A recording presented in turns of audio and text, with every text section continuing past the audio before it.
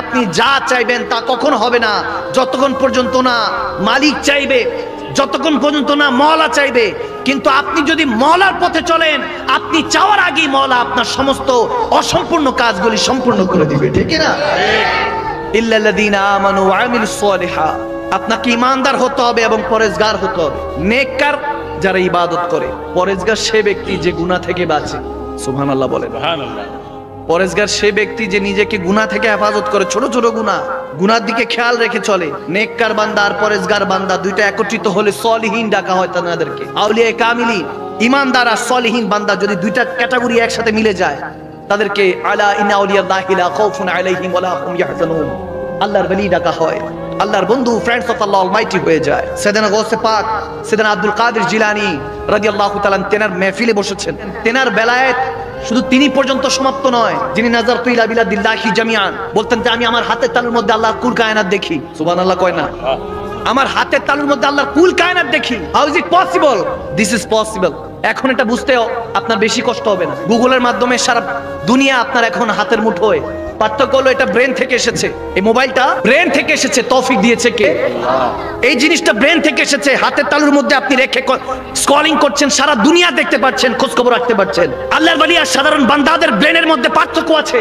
আল্লাহর খাস বান্দা যারা হয়ে যায়, বন্ধু হয়ে যায়, তাদের আর আমাদের মধ্যে পার্থক্য এতটুকু, আপনি ব্রেন খরচ করে মোবাইল ফোনের মতো টেকনোলজি বানাতে পারবেন, কিন্তু যদি মন খরচ করে আল্লাহকে রাজি করতে পারেন, আপনি জায়গায় বসে আর সময় আল্লাহ দেখতে পাবেন। সুবহানাল্লাহ। ব্রেন খরচ করে মোবাইল ফোন যদি বের করা যায়, মন খরচ করে আল্লাহকেও পাওয়া যায়। আওয়াজ দেয় না? এগুলো বুঝার বিষয়। বল আসরি ইন্নাল ইনসানা লাফি খুসর ইল্লাল্লাযীনা আমানু ওয়া আমিলুস সালিহাত ওয়া তাওয়াসাউ বিল হাক্কি ওয়া তাওয়াসাউ বিস সাবর। দুটো সলিউশন আল্লাহ দিয়েছেন।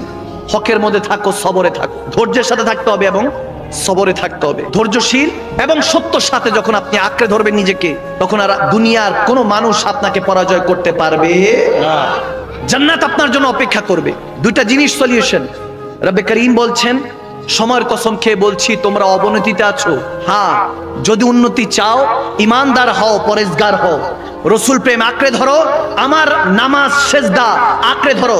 দুইটা ধরার পরে এরপরও যদি দেখো ইমতিহান আসতেছে, পরীক্ষা আসতেছে, তাহলে সবর ধরো এবং সত্যের সাথে থাকো। সুবহানাল্লাহ বলে। সুবহানাল্লাহ। সলিউশন।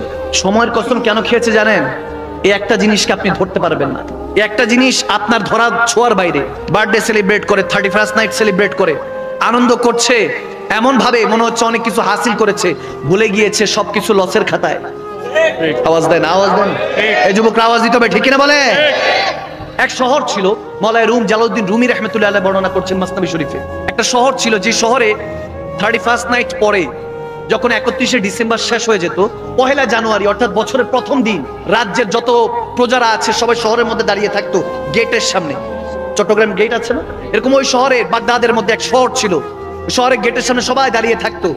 ফজরের পর পর যে ব্যক্তি ঢুকতো সবাই ধৈর্য বাইন্ধে তারা রাজা বানাই দিত। কি বানাইতো? রাজা, কিং। এখন এরকম 1 জানুয়ারি, প্রথম জানুয়ারিতে কিংবা বছরের শুরুর প্রথম দিন এক ব্যক্তি শাকসবজি বিক্রি করতো, ওই শহরে প্রবেশ করলো, সবাই ধরে বাইন্দা বলে আপনাকে রাজা হতে হবে, বাদশাহ হতে হবে। বলে না, আমি কেন বাদশাহ হবো, কিসের জন্য হবো? প্রথম কিন্তু একটু লোভ আসছে, পরে আবার ভয় পাচ্ছে। সে চিন্তা করে বলতেছে না, হবো না। বলে না, হতে হবে, আপনি না করলেও কোনো লাভ নেই, আপনাকে জোর জবরদস্তি হতেই হবে। বলে ঠিক আছে, হবো, তাহলে কি করতে হবে? বলে আপনি 1 বছরের জন্য রাজা হবেন। এরপরে হলো 1 বছর পরে শহরের শেষ প্রান্তে একটা নদী আছে, নদীর ওপর একটা জঙ্গল আছে, ওই জঙ্গলে ভাগ ভাল্লুক থাকে, ওখানে আপনাকে রেখে আসবো। ওই বেচারা এটা শুই না বলে, জীবনও তো না, এতক্ষণ তো একটু একটু মন চাইছে, এখন তো মইরা গেল, 1 বছর পর এত করুণ ইতিহাস আমার জন্য অপেক্ষা করছে, আমি কোন দুঃখে রাজা হব? আপনাকে যদি এরকম সিচুয়েশনে দাঁড় করিয়ে বলে কিং হতে হবে, বাদশা হতে হবে, প্রাইম মিনিস্টার হতে হবে, হবেন? হব না। বলে যে 1 বছর আয়েশ আরামে থাকবো, এরপরে তো আমার জন্য আযাব অপেক্ষা করছে, ওই বাঘ ভাল্লুক আমাকে টেনে হিঁচড়ে খেয়ে ফেলবে, কিসের জন্য হব? বলে শর্ত আপনাকে শুনিয়ে দিয়েছি, এখন রাজা হতেই হবে।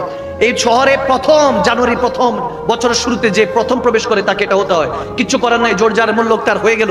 এখন 1 বছর পাড়ি দিতে হবে। ওই লোক, ওই যুবক চিন্তা করছে কিভাবে এই সময়টা পাড়ি দেওয়া যায়। দেখেন গভীর খেয়াল, সে বসে বসে চিন্তা করে একটা দিন শেষ করলো। পরের দিন সে মন্ত্রীকে ডাক দিল, মন্ত্রী আমি যা বলবো, আমি তো রাজা, আমি যা বলবো সব কি হবে? বলে হ্যাঁ, আপনি যা বলবেন বাদশাহ নামদার তাই হবে। বলে আমি হুকুম দিচ্ছি, আমার যত ফাইটার আছে, ফাইটার যোদ্ধা যত প্রজা আছে তাদেরকে ডাকো। ডাকা হলো। বলে এদেরকে একটা বাহিনী বানাও। বাহিনী বানানো হলো। বলে ওই যে নদীর ওই পারে যাও, যাইয়া বাঘ ভাল্লুক যা আছে হিংস্র জানোয়ার সাইজ করো। যুবক মনোযোগ, মনোযোগ, একদম কনসেন্ট্রেট। হেদায়েতটা এই কথা থেকে আসবে, হাদিস থেকে চলে আসবে ইনশাআল্লাহ। যখন বলতেছে যাও ওই পারে গিয়ে সব ফাইটার দিয়ে সমস্ত যা আছে বাঘ ভাল্লুক সব শেষ করো, রাজার হুকুম অমান্য করার কোনো রাস্তা নাই। হুকুম অনুযায়ী আমল করা হলো, সব বাঘ ভাল্লুক মাইরা সাপ। এরপর বলতেছে আর্কিটেক্ট কারা আছে তাদেরকে ডাকো। এরপর বলতেছে যারা ফসল টসল কৃষক যারা থাকে, কৃষিজীবী, তাদেরকে ডাকো। ওই প্রজাদেরকে ডাকা হলো যারা ফল ফলাদি পালাইতে পারে, তারপর যারা প্রাসাদ বানাতে পারে, ঘর বাড়ি বানাতে পারবে। এরকম দুই দলকে ডাকানো হলো। এক দলকে দায়িত্ব দিল যাও ওই পারে জঙ্গল কেটে সাফ করো, ওখানে ফুল বাগিচার বাগান বানাও, ফল ফুলের বাগান লাগাও, সমস্ত ক্ষেত খামারের যত ব্যবস্থা আছে সবকিছু করো, কৃষি কাজ করো। আরেক দলকে বানানো যাও ওখানে সুন্দর করে একটা প্রাসাদ করো। সুবহানাল্লাহ। এই দুনিয়ায় বসে, এই রাজ্যে, এই রাজ্যের মধ্যে বসে আরেক রাজ্যকে ঠিক করছে। এই দুনিয়াতে বসে আরেক দুনিয়া যেখানে তার আযাব অপেক্ষা করছিল সে সেটাকে আবাদ করছে। ভাইরা আমার, বাবারা আমার, দেখা গেল আস্তে আস্তে আস্তে আস্তে তৈরি হতে হতে প্রাসাদ বানতে বানতে বছর খানিক হয়ে গেল। যখন বছরের প্রায় শেষ লগ্নে তখন প্রাসাদও হয়ে গেল, ওই জঙ্গল তখন আবাদ হয়ে গেল, জনবসতি হয়ে গেল, ওখানে মধ্যে খাওয়া দাওয়ার ব্যবস্থা হয়ে গেল, কৃষি কাজ করে ওখানে মধ্যে ফল ফলাদি ফুল ফল দিয়ে ভরিয়ে দেওয়া হলো। যখন সব শেষ, বছর শেষ, এখন শর্ত অনুযায়ী রাজাকে ওই নদীর ওপারে রেখে আসবে। বলে ব্রিজ বানাও, শেষ সময় একটা ব্রিজ বানানো হলো নদীর এই পার থেকে ওপার। ব্রিজে করে ব্রিজের এই পারে যখন দাঁড়িয়ে আছে, মন্ত্রী থেকে প্রজারা সবাই চোখের পানি ছেড়ে কাঁদছে। বলে আপনি ওই পারে চলে যাবেন, আপনার জন্য মায়া লাগছে। আপনি এই বছর, এক বছর এখানে এই রাজ্যের তো কোনো উন্নতি করলেন না, বসে বসে নিজের দালান কোঠা ওখানে ব্যবস্থা করলেন। বলে হ্যাঁ, আমি যখন জেনে গিয়েছি পরিণতি আমার এমন অবস্থা অপেক্ষা করছে, তখন আমি এই দুনিয়াকে আবাদ করি নাই, ওই দুনিয়াকে আবাদ করেছি। যেই দুনিয়াতে গেলে আমার জন্য আযাব অপেক্ষা করছে, যে দুনিয়াতে গেলে আমাকে বাঘ ভালুক ছিঁড়ে হেসে খেয়ে ফেলবে, ওই দুনিয়াকে আমি আবাদ করেছি। হাদিস এখানে আমাদেরকে এটা শিখাচ্ছে মাওলানা রুম বলতেছেন, বান্দা তুমি দুনিয়াতে থাকো অবশ্যই কোনো সমস্যা নেই, কিন্তু দুনিয়াতে থেকে তুমি আখিরাতের আযাবে জাহান্নামা তোমাকে বলা হয়েছে। রব্বানা আতিনা ফিদ দুনিয়া হাসানা ওয়া ফিল আখিরাতি হাসানা। দুনিয়াটা সুন্দর করতে বলা হয়েছে, আখিরাতটা রব্বুল আলামিন সুন্দর করে দিবে। আপনি এই দুনিয়ায় বসে ওই দুনিয়ার খবর রেখা ভুলে গিয়েছেন। যারা বুদ্ধিমান তারা এই দুনিয়াকে সাজায় এবং ওই দুনিয়াকে সাজায়, এই দুনিয়াকে প্রাধান্য কম দেয়, আখিরাতকে প্রাধান্য বেশি দেয়। ওয়াকিনা আযাবান নার, যা শুধু জাহান্নামের আগুন থেকে নিজেকে হেফাজত করার জন্য। পরবর্তীতে দেখা গেল যখন সেই রাজ্যের প্রজারা জানতে পারলো এরকম রাজা, এত বছর ধরে কত রাজা আসলো আর গেল, বাঘ ভাল্লুক টেনে হিসে খেয়ে ফেললো, এরকম বুদ্ধি কারো ছিল না। যখন দেখলো এরকম একজন রাজা আছে যিনি নিজের অবস্থানটা বেশি ভালো বুঝে, নিজের জন্য প্রাসাদ বানিয়েছে, আখিরাতটা ঠিক করেছে, যেখানে তার ভবিষ্যৎ ছিল সেটাকে আবাদ করেছে, তখন তেনাকে অনুরোধ করলো আপনি ওই রাজ্যেরও রাজা, এই রাজ্যেরও রাজা হিসাবে ঘোষণা করে তেনাকে রাজা হিসাবে কবুল করে নিন। সুবহানাল্লাহ। হেফাজত করার মালিক কে? আল্লাহ। আওয়াজ দেন কে? আল্লাহ। বুদ্ধিটা কাজে লাগান। আমাদের দুঃখজনক বিষয় হলো দুনিয়া, এই দুনিয়া আপনি যে সিরিয়াস হিসেবে নিচ্ছেন, সিরিয়াস নেওয়ার কোনো সুযোগ নেই। যখন দিনগুলি আস্তে আস্তে পেরিয়ে যাবে, যৌবনকাল তো কথাগুলি বুঝে আসবে না, বুঝে আসবে তখন যখন যৌবন থেকে বার্ধক্যের দিকে আপনি অগ্রসর হবেন। এখন ওলামায়ে কেরামরা বয়ান করলে আপনার কাছে এগুলো বিরক্ত মনে হবে, কারণ কলব অন্ধকার হয়ে গিয়েছে। আপনি যদি সরকারের গাদ্দারি করেন আপনার ঘুম হারাম হয়ে যাবে। সরকারের বিরুদ্ধে কখনো যেতে চাইবেন না। কিভাবে সরকারের বিরুদ্ধে যাব? বিরুদ্ধে গেলেই তো ধরা। পরিস্থিতি এখনকার অবস্থা কিন্তু এরকমই, বলার কেউ নেই, ধরার কেউ নেই, সংশোধন করে দেওয়ার কেউ নেই। সিসি ক্যামেরা কোথাও থাকলে চিন্তা করবেন যে আমি অপকর্ম এই জায়গা অন্তত করতে পারবো না, কারণ করলেই তো ভাইরাল। ঠিক না? সিসি ক্যামেরার বান্দার ভয় আছে, সরকারের ভয় আছে, কিন্তু যিনি সর্বক্ষণ দেখছেন তেনার ভয় নেই বান্দা। এগুলো বলছি যে আমাদের ব্রেনের অবক্ষয়ের কথা। আমরা ডে বাই ডে ভাবছি উন্নতি হচ্ছি, না, ক্রমাগত অবনতিতে যাচ্ছি। এমনও অবস্থা হয়েছে, আমরা এমন জাতিতে পৌঁছে গিয়েছি, এই জাতিকে কে হেফাজত করবে আল্লাহ মালুম। আপনি কোরআন শোনার কথা কে শুনতে চায়? মনোযোগ দিয়ে 10টা মিনিট শোনার বান্দা এখন কমে যাচ্ছে। নাটক সিনেমা বলেন, ঘন্টার পর ঘন্টা দেখবে, বিনোদন তো কখনো হাসছে কখনো কাঁদছে, ওগুলোর মধ্যে ডুবে আছে। একটা ছেলে একটু যৌবন বয়স, যুবক বয়সে ঢুকলে তার মাথার মধ্যে ঢুকতে সারাক্ষণ চিন্তায় থাকে এটা কতদিন আর সিঙ্গেল থাকবে। এরকম আছে না সমাজে? যুবকদের মাথার মধ্যে সারাক্ষণ একটাই চিন্তা, কখন ডাবল হবো। অথচ যুবক যুবতীরা এটা ভুলে গিয়েছে যত রকম ভালোবাসার কথা বলনে বালার মানুষগুলি দুনিয়াতে আছে, তাদেরকে যদি বলি যখন আসল ভালোবাসার সময় হবে, যখন আমি সর্বোচ্চ বিপদে থাকবো, যখন মালাকুল মউত আমার কাছে থাকবে, মৃত্যু আমার সামনে থাকবে, আমাকে যখন হাতছানি দিয়ে কবরে চলে যেতে বলা হবে এই দুনিয়া থেকে, আমাকে টাটা গুড বাই দিয়ে দিবে, ওই সময় ভালোবাসার মানুষকে যদি বলি মালাকুল মউত থেকে হেফাজত করো, তখন ভালোবাসার মানুষকে চেনা যাবে। তখন বলবে যে সম্ভব না, উই ক্যান্ট ডু দিস, আমরা এটা করতে পারবো না, আমাকে হেফাজত করে পারবো না। বলে ঠিক আছে, একদিন না, কবরে 1 ঘন্টা থাইকো, একটা ঘন্টা থাইকো। বুকে হাত দিয়ে যুবক বলুন, আমার মা বোনরা ভাই বাবারা বুকে হাত দিয়ে বলেন, যত আপন হোক, যত ভালোবাসার মানুষ হোক, কবরে আপনার সাথে একটা ঘন্টা থাকবে? থাকবে? এলো ভালোবাসা, সস্তা দুনিয়ার ব্যস্ত ভালোবাসা। আপনি চলে যাবেন, ভাবছেন দুনিয়া আপনার জন্য ওয়েট করবে। না না, দুনিয়া দুনিয়ার মতো চলবে। আপনি চলে যাবেন, আপনাকে যারা ভুলে যাওয়ার ভুলে যাবে। দু চারজন মনে রাখবে যাদের সাথে আপনার রক্তের কানেকশন ছিল, যার সাথে আপনার ছোটবেলা থেকে বড় হয়েছেন, এরকম মানুষগুলি একটু মনে করবে। এছাড়া আর কেউ মনে রাখবে না। স্বার্থপরের দুনিয়ায়, স্বার্থের চর্চায়, নিজেদের কামড়ায় বর্তমান পরিস্থিতি আমাদের এরকম চলছে। মানুষ কেউ ভালো নেই, কোথাও কেউ ভালো নেই। কেন ভালো নেই জানেন? কারণ আপনার এই ভরসাটুকুন অন্তরের মধ্যে নেই যে ইন্নামা আল উসরি ইউসরান, দুঃখের পরই তো নিশ্চয়ই আল্লাহ সুখটা দেয়। এই ভরসা চলে যাচ্ছে। আমাদের অবক্ষয়গুলি কিভাবে নেমে আসতেছে দেখেন। আপনার এই জন্য ব্যবসায় বরকত নাই, চাকরিতে বরকত নেই। আর ব্ল্যাক ম্যাজিক, কালো জাদু, জাদু টোনাটা এখন অহরহ হয়ে গেছে। আমার কাছে অসংখ্য ফোন আসে, হুজুর মনে হয় বান দিছে, কোন কালো জাদু করছে। এখন তো আমাদের এমন অবস্থা, অন্যর উন্নতি দেখতে পারি না, খালি টেনে হেসে নিচে নামিয়ে দেই। আপনি উন্নতি করতে চান, আপনি যার কাছে পরামর্শ নিতে যাবেন সে আপনার ক্ষতি করবে। আপনার যারা ক্ষতি করে, আপনার যারা গীবত করে, আপনার যারা ক্রিটিসাইজ করে, সমালোচনা করে, তারা বেশি পর না, নিশ্চয়ই আপনার আপন ছিল কোনো একটা সময়। তারাই দেখবেন আপনার খুঁতগুলি ধরবে, ভুলগুলি বলবে। অনেক যোদ্ধারা, অনেক জীবন অনেক দেখেছে এরকম ফাইটাররা, দুনিয়া জয় করতে পারতো, আপনজনরা যখন পিছন দিকে এসে খানজার ছুরিটা মারে, ওখানে শেষ হয়ে যায়। কারণ আপন উপর ভরসা করে, চিন্তা করে আপন কি আর আমাকে ধোকা দিবে? আমার আপন, আমার রক্ত কি ধোকা দিবে? কিন্তু ধোকাটা সে আপনরাই দেয়, আওয়াজ দেয় না, ঠিক না? যেখানে বিশ্বাস করবেন সেখানেই ধোকা পাবেন। ধোকা পেয়ে বোকা হবে। এই দুনিয়াতে আপনাকে চলতে হবে আল্লাহ রাসূলের আদালত অনুযায়ী। আপনি যতক্ষণ পর্যন্ত এই রাস্তায় আসবেন না, ততদিন দুনিয়া আপনাকে ধোকা দিতে থাকবে আর বোকা বানাতে থাকবে, ঠিক না? কেউ আটকানে না এখনকার যুবক। আপনি আটকাবেন, সামনে না করলে পিছনে করবে। কতক্ষণ আটকাবেন? আপনি এখান থেকে আটকাবেন, মোবাইল ফোনে আপনি আটকাবেন, পিছন দিক দিয়ে গিয়ে আরেকটা মোবাইল ফোন কিনে ওখানের মধ্যে কথা শুরু হয়ে যাবে। এখনকার জেনারেশনদেরকে হেফাজত করতে হলে অবশ্যই কোরআন সুন্নাহর সবক দিতে হবে, দরজ দিতে হবে। এই দরজটা না দিলে মুসলিম উম্মাহ আলাদা হয়ে যাচ্ছে, পথভ্রষ্ট হয়ে যাচ্ছে। অবস্থান পরিবর্তন তখন হবে যখন খালিস দিলে অন্তর থেকে আপনি তওবা করে ফিরে আসবেন। আপনার পরিবর্তন সেখান থেকে শুরু হবে।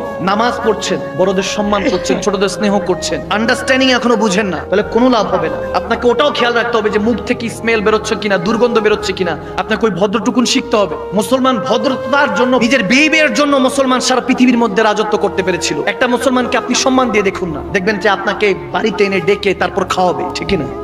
আর চট্টগ্রামে তো আমি এটা অহরহ দেখি, যাকে ভালোবাসে একেবারে লোটা থেকে শুরু করে বদনা থেকে শুরু করে সব দিয়ে দেয়। কারণ বড় হওয়ার কারণ আছে, বারোয়ালিয়া শহর তো।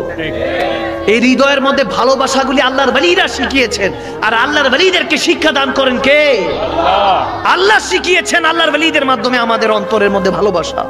তো যেই শহরে আল্লাহর ওয়ালিরা আসেন, ওই শহরটা রহমতে ভরে যায়। ওই শহরের মধ্যে আল্লাহ যদি আযাব গজব নাজিল করে, ওলি আল্লাহদের উসিলায়, নেককার বান্দাদের উসিলায় আল্লাহ আযাব গজবগুলি তুলে নেয়। সুবহানাল্লাহ বলেন না? সুবহানাল্লাহ।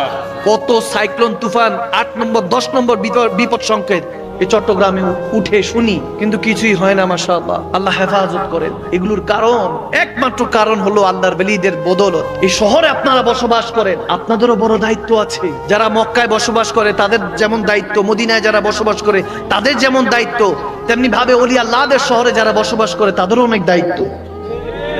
ওই দায়িত্ব থেকে এই যুবকরা আজকে যারা মাহফিল সাজিয়েছে তারা হয়তো জানেও না, কিন্তু ওই দায়িত্বটা পালন করলো তারা। সুবহানাল্লাহ। ইরাদা করেন না একবার, ইন্নামা আমালু বিন নিয়াত, নিয়তের উপরই তো বরকত। বুখারী শরীফের প্রথম হাদিস। আর কিছু লাগবে না, আপনি নিয়তটা সহি করুন, শুধু সহি করুন যে আজকে থেকে পরিবর্তন হয়ে যাবে ইনশাআল্লাহ। এই নিয়তটা মন থেকে যখন করবেন, দেখবেন আর আপনার কিছু লাগবে না। আচ্ছা, ইবনে জাওজি আলাইহি রহমার একটা হাদিস বর্ণনা করে শেষ একটা হাদিস শুনিয়ে দিয়ে যাচ্ছে। আবু হাশেম আলাইহি রহমান নামে এক আল্লাহর ওলি ছিলেন। তিনি একদিন সফর করবেন, নদী পার হবেন। দেখেন নদীর মধ্যে দিয়ে এক বিশিষ্ট ব্যবসায়ী যাচ্ছে, অনেক ধন ভান্ডার, তেনার অনেক টাকা পয়সা, কোটিপতি যাচ্ছে। তেনার সাথে এক মেয়েও আছে, বেগানা মেয়েকে নিয়ে যাচ্ছে। তখন তিনি ডাক দিলেন, আমাকে ওই পারে কি পৌঁছে দেওয়া যায়? মাঝি বলতেছে, পুরা নৌকা বুকিং করেছে ওই কোটিপতি, যাবে না। আল্লাহওয়ালা সকাল ছিল। ওই নৌকা থেকে মেয়েটা বললো যে আপনি ওনাকে দেখেন না, নৌকার এক সাইডে বসে থাকবে, সমস্যা নেই, পার করে দিই। এখন ওই ধনাঢ্য ব্যক্তি চিন্তা করলেন, ঠিক আছে, নিজের প্রেমিকা হতে পারে, সুমা মায়াজ আল্লাহ, তো তার কথা শুনলো। হুজুর এক নৌকার এক কর্নারে বসে আছে। এখন ওই টাকাওয়ালা, ওই টাকা পয়সা যার ব্যবসায়ী, ওখানকার দিনে জমিদার, ওই জমিদার তো আনন্দ করতেছে, ওই নারী নিয়ে আনন্দ করছে, বেগানা নারী নিয়ে, নাউজুবিল্লাহ, মদ পান করতেছে। কিছুক্ষণ পরে হুজুরের দিকে, ওই আলেমের দিকে, আল্লাহওয়ালার দিকে মদটা আগাইলো। তখন ওই আল্লাহওয়ালা বলতেছে, আমি এগুলো পান করি না। খাবার দিল, খাবারটা খাইলো। খাবারটা খাওয়ার পরে ওই গান গাইতেছে, ওই নারী গান গাচ্ছে, জমিদার খুশি হচ্ছে, নৌকার মধ্যে ঢুলতেছে, শুনতেছে। তখন ওই আল্লাহওয়ালা কানের মধ্যে আঙ্গুল দিয়ে রাখছে। কিছুক্ষণ পর ওই জমিদার দেখলো যে কি ব্যাপার, এই হুজুর দেখি কানের মধ্যে আঙ্গুল দিয়ে রাখছে। বলে আপনি গান পছন্দ করেন না? বলে আমি এইসব দুনিয়াবি গান পছন্দ করি না, আমি অন্য গান পছন্দ করি। বলে কোন গান, কোন সুর? তখন ওই আল্লাহওয়ালা একটু কোরআনে তেলাওয়াত শুরু করলো। ওই ব্যক্তি শুনে তার অন্তরের মধ্যে একটা কেমন জানি হালচাল হয়ে গেল। একটা জিনিস মনে রাখবেন, দুনিয়াতে যত মানুষই গুনাহ করে না কেন, তার কিন্তু গুনাহ করার আগে ভয় লাগে। মনটা দুব দুব দুব দুব করতে থাকে, ভয় থাকতে থাকে। কেউ যদি দেখে, কেউ দেখলে তো এই গুনাহটা সম্পর্কে জানলে তো আমার শেষ, মানিজ্য শেষ। চাক কিংবা না চাক, মানুষের ভয় কিংবা রবের ভয়, ভয় কিন্তু আসে, ঠিক না? এই গুনাহ করার আগে আপনার মন আপনাকে তাগিদ দেয়, তাগিদ দিতে থাকে। ওই রাজা সে তাগিদ দিতে থাকে, এটা করিস না, এটা করিস না, এটা করিস না। কিন্তু যদি আপনি কোনো ভালো কাজ করতে থাকেন, দেখবেন মন এরকম খুশি হয় যে আপনার জেসেম থেকে, অর্থাৎ আপনার চোখ দিয়ে পানি পড়তে থাকে। কি ব্যাপার, কান্না করছে কেন? এটা তো খুশির সংবাদ। বলে খুশির সংবাদ শুনে কান্না করছি, এত অধিক আনন্দ আসতেছে যে আনন্দের চোটে কান্না চলে আসছে। এরকম আমাদের হয় না? হয়। এই জেসেমটার উপর অনেক কিছু ডিপেন্ড করে। আর যখন আবু হাশেম আলাইহিস সালাম কোরআন তেলাওয়াত শুরু করলেন, ওই জমিদার দুনিয়াদার চোখের পানি ছেড়ে কান্না করে ঠিক একই অবস্থায় আল্লাহ ওয়ালার কাছে বলতেছে, হুজুর জীবনে যত গুনাহ করেছি, এত গুনাহ করেছি, তিনি কি সত্যি আছেন? তিনি কি সত্যি আছেন? আল্লাহর ওলি আবু হাশেম আলাইহিস সালাম বলতেছেন, হ্যাঁ তিনি আছেন, তিনি আছেন। তাওবাতুন নাসুহা ওয়া তাওবাতুল ক্বাবলাল মাউত, মৃত্যুর আগে তওবা করে ফিরে আসুন। তিনি যে আছেন তাহলে বুঝতে পারবেন। সুবহানাল্লাহ। তিনি খালেস দিলে বলতেছে, আমি যদি তওবা করি আমাকে কি মাফ করবেন? বলে হ্যাঁ, ক্ষমা করে দিবেন। তিনি তওবা করে ফিরে আসলেন। ফিরে আসার পর যত টাকা পয়সা ছিলেন সব দিনের পথে, আল্লাহ রাসূলের পথে খরচ করে একদম কাঙ্গাল, দিনের পথে কেমন জানি মাস্ত বেখুদ হয়ে গেলেন। ওই শায়েখের বায়াত হয়ে, তিনার অনুসরণ অনুকরণ করে তিনি যেখানে যেভাবে চলতে বলে সেভাবে চলছে ফিরছে। ইন্নাল্লাযীনা ইউবাইউনাকা ইন্নামা ইউবাইউনাল্লাহ, কোরআনের আয়াত অনুযায়ী বায়াত হলেন, মদিনাওয়ালার গোলামির মধ্যে নিজেকে শামিল করলেন, আল্লাহর বন্ধুত্ব নেওয়ার জন্য, আল্লাহকে পাওয়ার জন্য মনোনিবার জন্য করছেন। বছর যেতে যেতে 15-20 বছর কাটে গেছে। কেটে যাওয়ার পরে তখন সেই জমিদার, সেই দুনিয়াদার যখন আস্তে আস্তে আল্লাহওয়ালা হয়ে গেলেন, তখন শেখের কাছে এসে বলতেছে, শেখ জি বহুত আফসোস लगता है, जिंदगी से ये गिला है कि तू जरा देर से मिला है। যদি একটু আগে আপনাকে পেতাম তাহলে জীবনটা আরো সুন্দর হতো, হয়তোবা আমি আর গুনাহই করতাম না, হয়তোবা আল্লাহর রাস্তায় পথে চলে রাসূলুল্লাহর হতাম, আল্লাহর হতাম। এরকম দেখতে দেখতে অনেক বছর কেটে গেল, মওত চলে আসলো, ইন্তেকাল হয়ে গেল। ওই শেখ আল্লাহর ওলি বলতেছেন, আমি আমার বন্ধুকে, আমার মুরিদকে, আমার রুহানি সন্তানকে নিজে জানাজা দিয়ে দাফন করলাম, ছেড়ে আসলাম। 20-25 বছর সম্পর্ক ছিল, মায়া লাগছে যে কতদিন দেখি না। এই তো দুনিয়াদার ছিল, আয়াশি দুনিয়াদারের মধ্যে ডুবে থাকতো। যখন থেকে মদিনাওয়ালার হয়ে গিয়েছে, আল্লাহর হয়ে গিয়েছে, তার সাথে আমার বন্ধুত্বটা, মহব্বতটা এত এসেছিল। ইদারু যুকির আল্লাহ, যখন একজন আরেকজনের দিকে তাকাতাম, আল্লাহর কথা স্মরণ হতো, রাসূলুল্লাহর কথা স্মরণ হতো। যখন এমন অবস্থা হলো, তার সেই আল্লাহ ওয়ালা বলতেছেন, আমি ওই রাতে যখন ঘুমালাম, তখন সেই আল্লাহ ওয়ালাকে, সে যে দুনিয়াদার ছিল, জমিদার ছিল, তার সাথে আমার বন্ধুর সাথে দেখা হলো। আমি তখন বললাম, তুমি কেমন আছো বন্ধু? তখন বলতেছে, মুর্শিদ, ইয়া শেখ, আমি ভালো আছি, আপনি আমার জন্য দোয়া করেন, আমি ভালো আছি। কবরে মদিনাওয়ালা আমাকে বুকে জড়িয়ে ধরেছে, বলেছে, বন্ধু তুই আমার গোলাম হস, আমার উম্মত হস, আমার আশেক হস। তুই দুনিয়াতে আল্লাহর পথে চলেছিস, ওলি আল্লাহদের সঙ্গ জ্ঞাপন করেছিস, ও কোনো মা সাদিকিন জীবনটা পরিবর্তন করেছিস, দুনিয়াটা তুই হাসানা করেছিস এবং অফিল আখিরাতে হাসানা করেছিস। ওয়াকিনা আযাবান নার, এখন জাহান্নামের আগুনটা তোর জন্য হারাম করে দেওয়া হয়েছে। নবী আমাকে করে নিয়েছে, আপন করে নিয়েছে। তখন বলতেছে স্বপ্নের মধ্যে ওই শায়েখকে, কে হুজুর, আমি এখন দুনিয়াতে যখন আপনার কথা অনুযায়ী আল্লাহর পথে চলেছি, এখন কবরটা আল্লাহ গুলজার বানিয়ে দিয়েছে, রাসূলুল্লাহর সাথে আছি, মদিনাওয়ালা ওয়াদা করেছেন যে আপনার সাথে, মদিনাওয়ালার সাথে জান্নাতে, আল্লাহর জান্নাতেও থাকতে পারবো। আল্লাহর সঙ্গ জ্ঞাপন করে নিজেকে ওভাবে গড়ে তুলুন। কিসি কে মোহাব্বত মে ফানা হোনে কা নাম হি ইশক হ্যায়, কোন আল্লাহ ওয়ালার মহব্বতে নিজেকে ফানা করে নেওয়ার নামই ইশক, মহব্বত। ওখান থেকে শুরু হয় দাস্তানে ইশক, এরপর ওই মহব্বত ক্রমাগত বাড়তে থাকে, ফানা থেকে ফানাফি শেখ থেকে ফানাফি রসুলে পৌঁছায়। আপনি তখন ওই শেখের মহব্বতে ফানা হয়ে রসুলুল্লাহর মহব্বতে ফানা হতে থাকবেন। আস্তে আস্তে ওই মহব্বত আপনাকে ফানা থেকে ফানা করে নিবে, ফানাফি শেখ ফানাফি রসুলে পৌঁছে দিবে। ফানাফি শেখ ফানাফি রসুল পার দেওয়ার পরে ফানাফি লাতে পৌঁছে যাবেন। আপনি আল্লাহর সাথে তাল্লুক হয়ে যাবে। যেমনি ভাবে আপনি এক জায়গা থেকে আরেক জায়গায় ফোন করলে চলে যায়, মোবাইল করলে চলে যায়, তেমনি ভাবে চোখটা বন্ধ করবেন, দুনিয়ার চোখ বন্ধ হবে, কিন্তু কিসমতের চোখ, কলবের চোখটা আল্লাহ খুলে দিবে। জায়গায় বসে আরশে মুআল্লা দেখবেন, জায়গায় বসে মক্কা মদিনা দেখবেন। যখন চাইবেন তখন রাসূলুল্লাহর সাথে কথা বলতে পারবেন। আপনি যখন 2 রাকাত নামাজের মধ্যে বসবেন, আত্তাহিয়াতু লিল্লাহি ওয়া সালাওয়াতু ওয়াত তাইয়্যিবাত, আসসালামু আলাইকা আইয়ুহান নবী, যখন 2 রাকাত নামাজে বসে বলবেন, আল্লাহ তোমার ইবাদত করলাম, তোমার ইতাআত করলাম, আসসালাওয়াতু ওয়াত তাইয়্যিবাত, ভালো কাজ করলাম, রুকু সিজদা করলাম, সুবহান রাব্বিল আযীম পড়লাম, সুবহান রাব্বিল আলা পড়লাম, সূরা ফাতিহা থেকে কোরআন পাকে তেলাওয়াত করলাম। আল্লাহ মালিকের কাছে ডিউটি করলে 1 মাস পরে স্যালারি দেয়। তোমার স্যালারি কোথায়? 2 রাকাতে বসে যখন স্যালারি চাইবেন আল্লাহর কাছে, আত্তাহিয়াতু লিল্লাহি ওয়া সালাওয়াত ওয়া তাইয়্যিবাত, যখন স্যালারি চাওয়ার জন্য আল্লাহর কাছে চাইবেন, রব্বে কারীম 2 রাকাত নামাজের দালিতে বা 4 রাকাতে বলবেন আত্তাহিয়াতু লিল্লাহি ওয়া সালাওয়াত ওয়া তাইয়্যিবাত, বলবেন আসসালামু আলাইকা আইয়ুহান নবী, আমার নবীর উপরে সালাম দে, এটাই তোর স্যালারি। যখন স্যালারি হিসাবে আল্লাহ নবী ঘোষণা দিয়ে দিবেন, আল্লাহ ঘোষণা দিয়ে দিবেন, নবীকে সালাম দিতে দেরি হবে না। তখন মদিনাওয়ালা যে আপনাকে ওয়া আলাইকুম সালাম ইয়া উম্মতি বলে, সেটা আপনি নামাজের মধ্যে 2 রাকাতে বসে শুনতে পাবেন। সুবহানাল্লাহ। কি মনে করেন এখন এইভাবে শুনে না কেউ? এখনো বহু আল্লাহর খাস বান্দারা আছে, আপনি না সম্পর্ক লাগান নাই, এখনো 2 রাকাত 4 রাকাত নামাজে আমার নবীকে যখন আসসালামু আলাইকা আইয়ুহান নবী বলে, 2 রাকাত নামাজের মধ্যে 4 রাকাত নামাজে আমার নবী ওয়া আলাইকুম সালাম ইয়া উম্মতি, যখন উম্মতের সালামের উত্তরটা আমার নবী নেয়, এখনো অনেক আশিক নামাজের মধ্যে এটা শুনতে পায়। সুবহানাল্লাহ বলে না? সুবহানাল্লাহ বলে। দেখে দেখেন না, আপনি তো নামাজ আপনার কাছে মনে হয় তামাশা। নাউজুবিল্লাহ, আপনি তো ইবাদতের গুরুত্বই বুঝেন না। দুনিয়ার মধ্যে ডুবে থাকা যুবক, PUBG, free fire, Facebooking, YouTubing, যত রকম সোশ্যাল মিডিয়ার মধ্যে ডুবে থাকা যুবকরা আছে, তাদের উদ্দেশ্যে বলছি, আপনি এখনো জানেন না আমার নবী বলেন 2 রাকাত নামাজের সওয়াব কতটুকু জানেন? শুধু 2 রাকাত নামাজের সওয়াব, জীবনে যদি এরকম 2 রাকাত একবার পড়তে পারেন, জিবরিল আমিনের 70,000 হাদিসে এসেছে 600 থেকে 700 ডানা, যেটা জিবরিল আমিনের পাখা আছে, ডানা আছে, ওই ডানা দিয়ে 50 থেকে 70,000 বছর একবারই দিয়ে জান্নাত পর্যন্ত প্রদক্ষিণ করবে। অতটুকু জান্নাতের অতটুকু জায়গার সওয়াব আল্লাহ সেই নামায় আমলে দিয়ে দেয় যে 2 রাকাত নামাজ পড়ে।